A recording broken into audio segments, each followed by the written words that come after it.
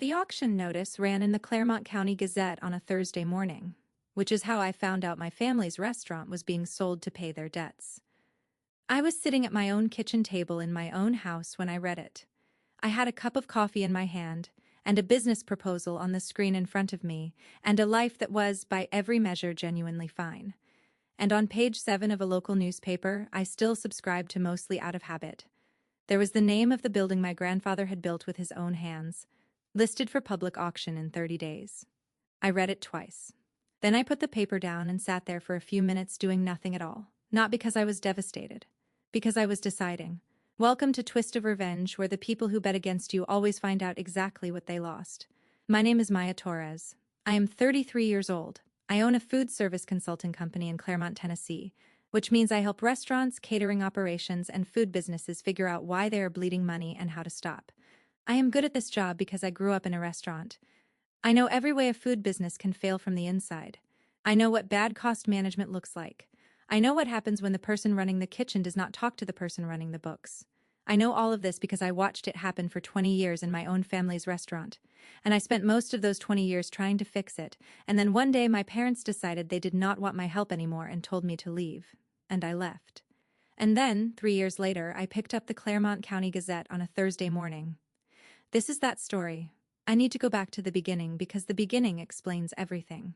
Torres' family kitchen had been on the corner of Millbrook and 4th in downtown Claremont since my grandfather Eduardo opened it in 1978. He was a man who had grown up cooking for other people's families and decided at 32 that it was time to cook for his own. He started with 12 tables, a small patio, and a menu of about 20 items that he had been refining in his head for years. He served honest food, the kind that had no pretension, the kind where you could taste that someone who cared had made it. Claremont loved it. Within 5 years, it was the kind of place that had a line on Friday evenings. The kind of place where people had their first dates and their anniversary dinners and their going-away parties for kids leaving for college. I grew up in that restaurant the way some kids grow up in parks or on baseball fields. My earliest memories are of being small enough to sit on the stainless steel prep counter while my grandfather worked around me. Of the specific smell of the kitchen on Sunday mornings when the stock was going and the bread was fresh. Of Eduardo's voice calling back to his line cooks in a mix of English and Spanish that I understood completely and that nobody outside the kitchen ever quite followed. He was a patient man, my grandfather. He had time for everything. For customers who wanted to talk. For employees who made mistakes. For a small granddaughter who asked too many questions about why certain things were done certain ways. He explained everything to me. I think he knew, even when I was very young, that I was paying attention in a way that mattered. My grandfather passed the restaurant to my father, Carl, when he retired in 2003. Carl had grown up in it the same way I would, washing dishes at 10, bussing tables at 12, learning the rhythm of a restaurant the way some kids learn sports or music. He was a good cook, and a decent manager, and a person who genuinely cared about what Eduardo had built. But he was also a man who had married my mother, Sandra. And my mother Sandra had a specific vision for what Torres' family kitchen was supposed to become that was somewhat different from what my grandfather had originally built. My mother was not a bad person. I want to say that clearly, because this story is complicated and the complicated parts matter. She was not cruel in the way some parents are cruel. She was ambitious. She was image conscious. She had grown up without much and had spent her adult life building something she was proud of, and the restaurant was a significant piece of that pride. She wanted it to be bigger. She wanted it to be nicer. She wanted it to be the kind of place that got written up in regional food magazines, and that people in Nashville drove 40 minutes to visit on weekends. That is not a villainous ambition. It is just an ambition that required a lot of money, and that was not always matched by the kind of operational discipline that turns ambitions into sustainable businesses. I was the one who understood the numbers. I figured this out early. I was maybe 15 when I first started paying attention to the books, not because anyone asked me to, but because numbers made sense to me in a way that a lot of other things did not, and the restaurant's numbers were something I could see and touch and actually affect. I started keeping informal spreadsheets in high school, tracking what we spent on food versus what we brought in, noting where the margins were tightest, building a picture of the business that I am fairly sure my parents did not have themselves at that point. One specific Saturday when I was 16, I was helping with a supply order, and I noticed that we were purchasing 20 pounds of a particular herb every week and using, by my rough estimate, about 11. I mentioned it to my dad. He said that was just how they had always ordered. I asked if they could order less. He said he would talk to my mother. My mother, when the suggestion reached her, said that it was important to always have enough in the kitchen and that she did not want to be caught short if a busy weekend came along. I accepted this, but I also quietly tracked the herb waste over the next 4 weeks and put together a 1-page note showing what the over-ordering was costing us annually. It was not a large number. It was not nothing either. My father read the note. He told me I had a good eye. My mother looked at it and said, "We should focus on growing revenue, not pinching pennies." I was 16. I did not say anything more about the herbs, but I filed it away and I kept watching. My father appreciated what I was doing. My mother tolerated it. My sister Diane, 2 years younger than me and the officially acknowledged favorite in the family, thought I was strange for caring about spreadsheets when I could be doing something else with my Saturday afternoons. That was how it had always been. Diane was the one everyone fussed over. Diane was the pretty one, the social one, the one who made friends without effort and charmed every customer who came through the door with a smile that looked genuinely happy to see them. Diane was the future of Torres' family kitchen in my mother's vision, not because Diane had any particular aptitude for running a business, but because Diane was the face my mother wanted on it. Warm, charming, beautiful, and very good at the parts of the restaurant business that people in the dining room could see. I was the one who knew what was happening in the back of the house. If you have ever been the person in a family who understood the reality that everyone else preferred not to look at, stay with me. Because that position has a specific kind of loneliness to it. And what happened eventually is exactly what happens when the person who understands reality gets pushed out before reality catches up with everyone else. I graduated from the University of Tennessee with a degree in business administration and came home to Claremont. Not because I had to. I had a job offer in Nashville that I turned down deliberately, because I wanted to be at the restaurant and because I genuinely believed, at 22, that I could help turn it into the thing my mother dreamed of it being if I could get the operational side under control. I was young, and I was optimistic, and I was probably too certain that the people around me would eventually see what I was seeing. My first year back, I restructured the ordering system. We had been over-ordering on perishables for years, a small, consistent waste that had been accepted as just how things were, the price of doing business, nothing to worry about. I renegotiated with 2 of our primary suppliers, brought our food cost percentage down by almost 4 points, and we had the best financial year the restaurant had seen in 6 years. My father was genuinely pleased. My mother acknowledged it without exactly saying thank you. Diane was getting married that year, and most of the family's energy and attention was pointed in that direction. The second year, I tried to talk my parents out of the renovation. My mother had decided the restaurant needed to be expanded and updated. New dining room, new bar area, new kitchen equipment. The vision was genuinely beautiful. She had put it together with a local designer over several months, and when she showed it to us, it was clear that she had thought carefully about every detail. I understood why she wanted it. I could see exactly how it would look, and I could see that it would be beautiful, and that Claremont would respond to it. The financing was, in my analysis, a serious problem.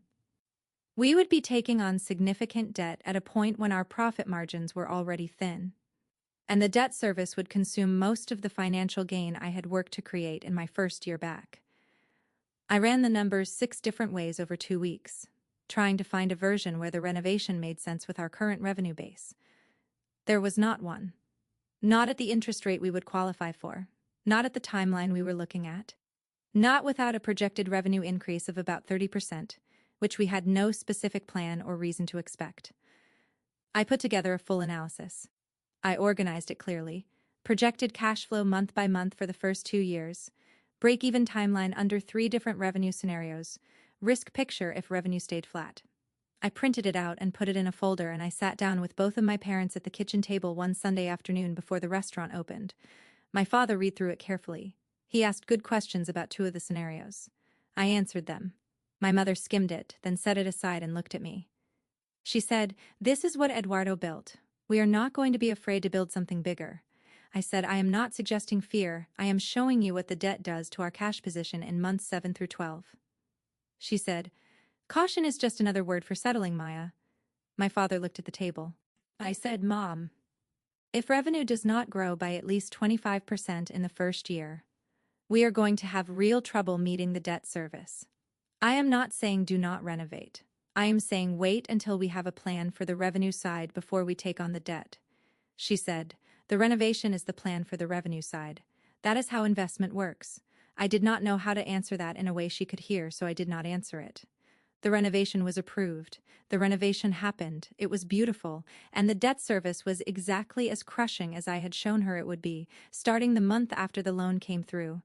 That was the year things started to get genuinely difficult between my mother and me. Not because I was saying I told you so, I knew better than to do that, but because the financial pressure made her want to find explanations that were not the debt. And I was increasingly one of the explanations she preferred. I was too negative. I focused too much on numbers and not enough on the vision. I did not understand that building something great required real risk. I was holding the restaurant back with my cautious, limited thinking. I heard versions of this regularly over the following year. I kept doing my job, watching the books, managing costs, trying to make the margins work with the debt load we were carrying, and I kept being told in small ways and occasionally in very large ones that my perspective was the problem rather than the solution. Then I met Jake. Jake Reeves was a chef. A real one, not self-taught. Not someone who watched cooking shows and decided they were talented, but someone who had trained in proper professional kitchens and who understood food at a level that made me understand. The first time I tasted his cooking, why people choose that life. He was also, in my mother's assessment, completely wrong for our family. He was not from Claremont. He was not Catholic. He was not from a family she recognized or could situate in her picture of how things were supposed to go. He was, as she put it once in a conversation she did not realize I could hear from the hallway, not what I imagined for Maya, which was the most polite version of a position she held considerably more firmly than that phrase suggested. Jake and I dated for a full year before I introduced him to my parents. I knew how it would go, and I wanted to be certain about us before I started that particular conversation. I was right about how it went. My mother was coolly polite in a way that only people who are very skilled at cool politeness can manage, not rude, technically, not anything you could point to directly, but unmistakably sending a message that she did not approve and that she expected me to eventually understand why. My father followed her lead, which was what my father almost always did. Diane was the only one who was genuinely warm to Jake, which surprised me at the time and which I have always been grateful for. Over the next year, my relationship with Jake continued, and my relationship with my parents got progressively colder. My mother started including Diane in business conversations that had previously included me. She started asking me to handle tasks that were below what I had been doing for 2 years: logistics work, scheduling, supply runs, while Diane, who had no serious interest in the operational side of things, was being positioned as the person who would take over the restaurant's direction and vision. The thing about being pushed to the side gradually is that each individual step is small enough that you can tell yourself you are imagining the pattern. You are probably just being sensitive. It is probably just a busy season. But the pattern was real, and it moved in one direction. And by the time I let myself name it clearly, I had already been displaced from most of the things I had originally come back to do. I kept working. I kept watching the books. And I kept watching the debt grow, because the revenue increases my mother had projected for the renovation were not materializing at the rate she had expected. And the interest was compounding in exactly the way I had shown her in that Sunday afternoon analysis that it would. That ended my time at Torres Family Kitchen happened on a Sunday morning in March, 2.5 years after I had come home to help build the business. A new financial analysis, this one showing clearly that if we did not make significant changes to our cost structure within the next 6 months, we would be in serious financial trouble before the end of the year. I had been over the numbers repeatedly because I wanted to be certain. I was certain. I sat down with both of my parents before the restaurant opened for the day, and I walked them through it carefully. I was not emotional. I was not accusatory. I presented it the way I would present any business problem. Here is the situation. Here are the options. Here is what I recommend. My father listened. My mother listened. Neither of them interrupted. When I finished, my mother was quiet for a moment. Then she said, "I think the real problem is not the finances, Maya. I think the problem is that you have never truly believed in what we are building here. I felt something shift in me when she said that. Not anger exactly. Something cooler. I have spent 2.5 years building it with you, I said. You have spent 2.5 years telling us what will not work, she said. That is not the same as believing in something. I looked at my father. He was looking at the table. I said, Dad, the numbers are real. The debt service is taking 40 cents of every dollar we bring in right now. I can show you the month-by-month breakdown. If we do not make changes by June, we are going to be in a situation that is very hard to recover from. He said, I hear what you are saying, Maya. He did not say anything else. My mother straightened in her chair. She said, I think you and Jake might honestly be happier building something of your own somewhere else. This family's business needs people who believe in its future. She said it in a tone that suggested she was being generous, releasing me to something better. I had been in enough conversations with her over 23 years to know exactly what it actually was. I stood up from the kitchen table, I said all right, and I left. I walked to my car and I sat in it for about 5 minutes in the parking lot behind the restaurant. I could see the back door of the kitchen, the same back door I had gone in and out of thousands of times since I was a child. Then I started the car and I drove to my apartment. If you have ever been told to leave somewhere that was half yours in a tone that was designed to feel like a gift, drop a comment. Subscribe if you want to see what I built next, because the building part is what makes the auction notice mean something. I went home to my apartment across town and I sat on my couch for a long time. Jake came over that evening. I told him what had happened. He listened without interrupting. Then he asked me what I wanted to do. Not what I was going to do, what I wanted. I told him I wanted to build something of my own. He said, then let's do that. We got married 6 months later. City Hall, 20 people, dinner afterward at a restaurant Jake had been wanting to try in Nashville. My parents did not come. My sister Diane came. She hugged me and said, I think you are going to be okay. She said it the way people say things they have actually thought about, not the way people say things they feel obligated to say. I spent the following months figuring out what building something of my own actually meant in practice. The skill set I had was specific and real. I knew how to read a restaurant's finances. I knew where money leaked. I knew how to look at a profit and loss statement and immediately identify the problems. What I discovered was that this skill was extremely useful to other people who owned restaurants and could not see their own issues clearly. A friend connected me to a restaurant owner in Claremont who was consistently losing money and could not determine why. I went in, spent a week reviewing their books and their operations, produced a report with a clear action plan. They implemented it. Within 3 months, they were profitable for the first time in 2 years. They paid me well and told other people about me. Torres Consulting had more work than I could handle within 18 months. I hired an assistant, then an analyst, then a second consultant. I kept the name Torres deliberately. It was my grandfather's name. It was my name, and I had spent years earning the right to use it professionally, and I was not going to pretend otherwise because of how things had ended. My parents heard about the company through Claremont's information network. My mother did not reach out. The work itself was genuinely demanding. Every restaurant has the same categories of problems: food cost, labor cost, pricing, volume, but the specific shape of those problems is always different. And the hardest part of consulting is not identifying the issues. It is helping the person running the business actually see things they have spent years not seeing. I was good at that. I had been practicing it since I was 16 in my family's kitchen, presenting one-page analyses to people who would rather not look at what the numbers were saying. Jake had taken a head chef position at a well-regarded restaurant in Nashville, where he was building a quiet reputation in the way chefs build real reputations. Not through coverage, but through the kind of word that travels among people who understand food. We were both building. We were doing it without anyone's permission, which is a strange kind of freedom once you get used to it. In the second year of Torres Consulting, I started hearing things about Torres Family Kitchen from clients and contacts around Claremont, not from my parents. The word I kept hearing was struggling, slower than it used to be, service uneven. Some long-time regulars had drifted away. Nothing catastrophic, people said, just not the same. I noted it. I did not call. In year 3, the word became worried. 2 long-tenured kitchen staff had been let go. The lunch service was cut to 3 days a week.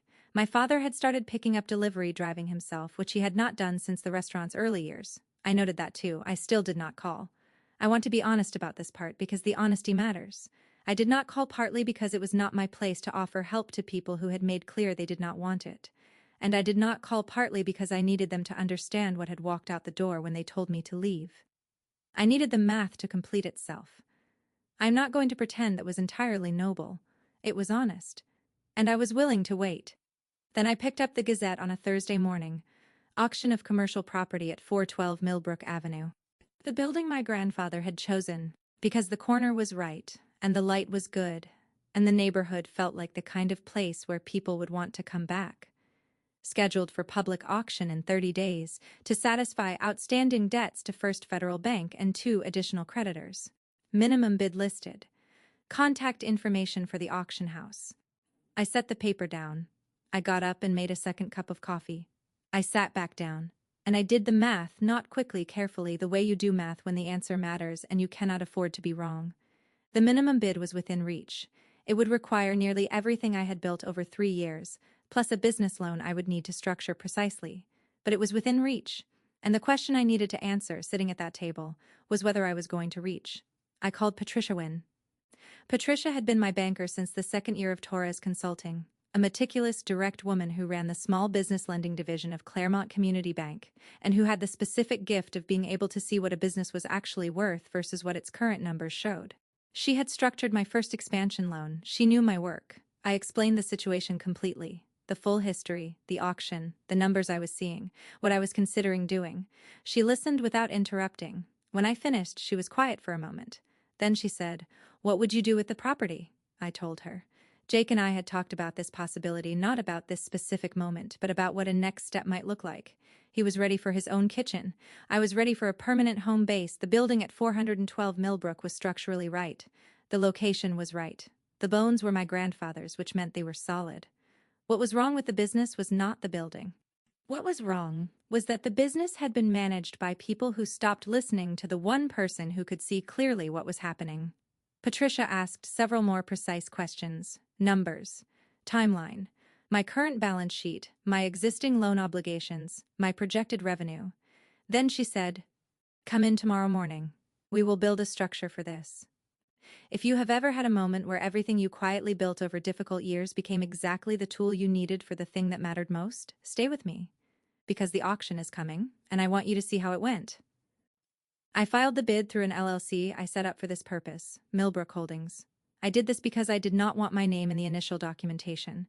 Not because anything was improper, everything was correctly registered, correctly disclosed to the bank and the auction house, but because if my name appeared, my parents would find out before the process was complete, and I did not want any interference before the gavel came down.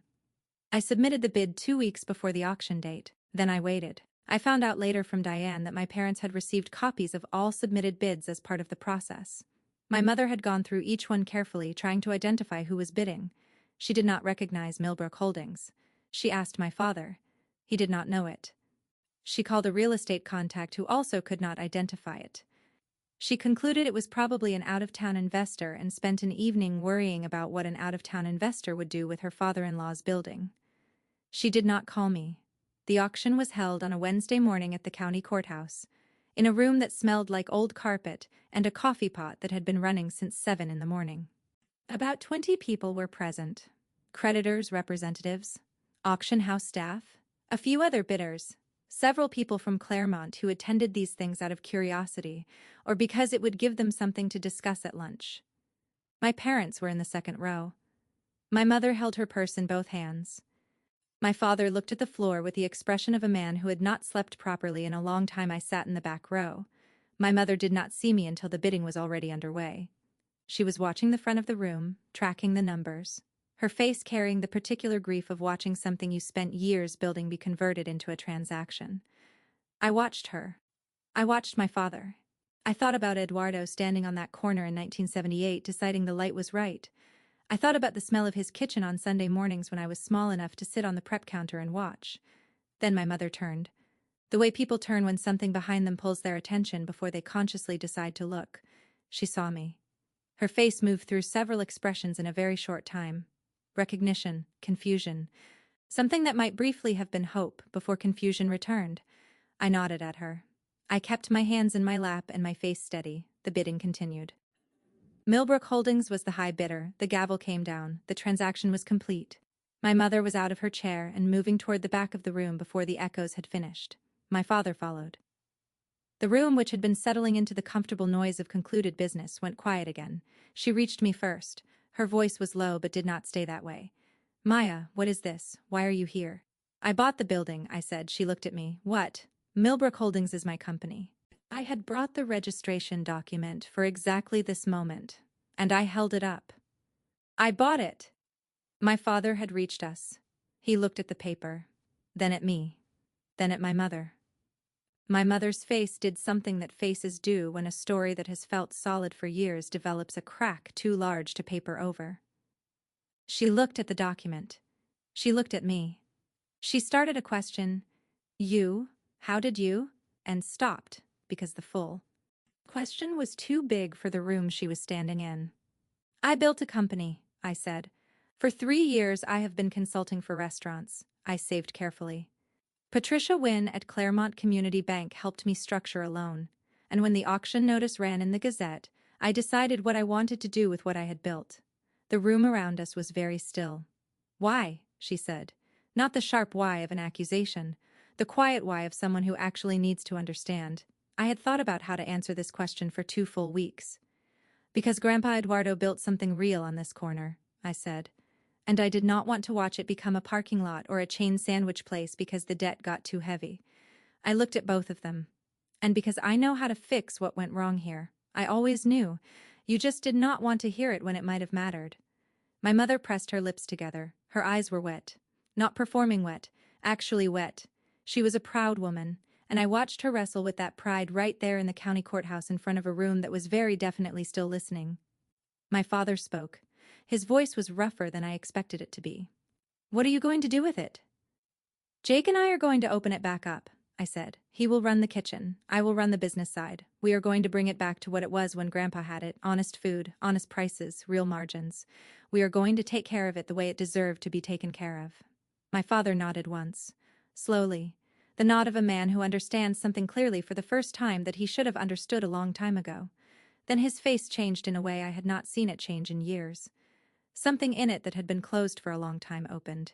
He said quietly, "Your grandfather would have liked this. If you have ever had the person who should have believed in you all along finally show it. In the wrong building, 3 years too late, in front of 20 strangers, you know exactly what that courthouse felt like to me." My mother was quiet for a long moment. Then she said, "I am sorry." No preamble, no qualifications, no version of the history that made her look better in the telling. Just those 2 words. I knew her well enough to understand what it cost her to say them in that room, in front of those people, at that specific moment. "I know," I said. And then, because it was true, and because I had spent 3 years getting to a place where I could mean it, "I know you are." The months after the auction were the kind of complicated that happens when something big changes, and nobody has a prepared script for what follows. My parents were publicly embarrassed in the specific small-town way where everyone who matters to you already knows the story before you have figured out how you want to tell it. That was genuinely hard for my mother, who had worked for 30 years to be someone people in Claremont respected. The public auction of her family's restaurant and the subsequent revelation that her estranged daughter had purchased it was not the narrative she would have chosen. But complicated is not the same as bad. Jake and I spent the first 2 months doing a thorough assessment of the building. What needed repair? What equipment needed replacing? What the space could become with the right management and the right food. The bones were solid. My grandfather had built carefully and well, and the renovation my mother had done was beautiful and mostly intact. What was needed was not a rebuild. It was a recalibration. Back to the honest, well-run food business that Eduardo had created on that corner. I put together a complete business plan. Patricia reviewed it. She called it the cleanest plan she had seen in 5 years. I kept that sentence. We reopened on a Saturday morning in September, 8 months after the auction. Jake cooked. I ran the front of house. We did a soft opening, limited tables, limited menu, no announcement beyond what naturally spread through Claremont's information network. Claremont showed up the way it shows up when something matters to it. Not with fanfare, but with full tables and people who had been eating on that corner since my grandfather was behind the counter, who came in and sat down and looked around and said the thing I had been hoping someone would say.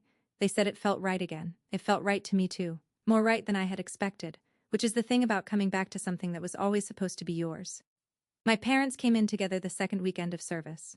My mother had called first, which I appreciated more than I said at the time. She asked if they could come for lunch. I said yes. They sat at the table near the window that my mother had always preferred, and Jake sent out food that was the most respectful, honest interpretation of my grandfather's menu that I had ever seen anyone cook. Not a copy. Not a nostalgic recreation, but a genuine conversation between what Eduardo had built and what Jake understood food to be. My mother ate without saying much. Room at the photographs I had rehung, the details I had restored, the way the light fell through the windows in the late afternoon. At some point, she put her hand on the framed photograph of Eduardo near the front door. His face, his corner, 1978, and she stood there for a moment without saying anything. Then she looked at me and said, "He would be proud." I said, "I hope so." She said, "I mean of you, Maya. I mean he would be proud of you." She held my eyes while she said it, which was the most direct form of sincerity available to Sandra Torres. Diane started coming in on weekends to help. Working the room, talking to customers, doing the things she had always done better than anyone in our family, making people feel genuinely welcomed. I let her. It was the right fit, and we both understood it without needing to discuss it. She never said anything about the years in the middle. I never pushed. Some distances you close and some you simply stop increasing. My father asked me a few months in if there was anything he could help with. I told him he could come in and talk to the lunch customers. He did. He turned out to be better at it than I had expected. He had Eduardo's warmth, the quality that made people feel like the restaurant was glad they had come, and it had been buried under years of following my mother's lead. In the restaurant, without any particular agenda, he was just himself. The customers liked him. He seemed lighter than I had seen him in a long time. Torres Consulting is still running. I kept it entirely separate from the restaurant. Different entity, different operations, funded by its own clients. The restaurant is finding its footing. We are not yet where I want us to be, but we are headed in the right direction, which is something I never once felt at Torres Family Kitchen when my parents were running it, because the direction was always away from what the reality required. I had lunch with Patricia Wynn recently. She asked how things were going honestly. I told her, cash flow was tight but manageable. The kitchen numbers were slightly ahead of our first projections. About 60% of the pre-auction regulars had come back and new ones were finding us. She nodded the way she nods when something is tracking where it should be. Then she said, "You know, when you first came in and told me what you were considering, I was not entirely certain it was the right call." I looked at her. She said, "I thought you might be doing it for the story of it, for what it would mean, rather than for the business it could be." She looked at me. "I was wrong. You did it because you could see it was sound. The story was just a bonus. That is about right, I think. The story is real. What my parents did, pushing me out because I made them uncomfortable, because the truth I kept presenting required changes they did not want to make, because the man I chose did not match the picture they had. That happened, and it hurt. And I carried it for 3 years in the way you carry something heavy that you cannot put down until you find the right place to set it. But the story was never the point. The building was the point. My grandfather's corner was the point. The fact that on a Saturday in September, Jake opened the kitchen and Claremont came and sat down and the place smelled like food made by someone who actually cares, that is the point. My parents thought they were making a choice about their own story when they told me to leave. What they did not understand was that they were also making a choice about mine, and the choice they made sent me somewhere I built things I would not have built if I had stayed. It sent me somewhere I found out what I was capable of when nobody was deciding that for me. The auction notice was not the end of their story or mine. It was the morning the two stories came back together at a courthouse on a Wednesday in Claremont, Tennessee, and started, slowly, carefully, imperfectly becoming one story again. It is a better story than any of us planned for, and it is still being written. If you have ever been pushed out of something that was supposed to be yours and built something better in the years that followed, comment the auction so I know you are out there. And if you are quietly building something right now while the people who underestimated you are still figuring out what they did, keep building. The notice runs when it is ready. I will see you in the next one.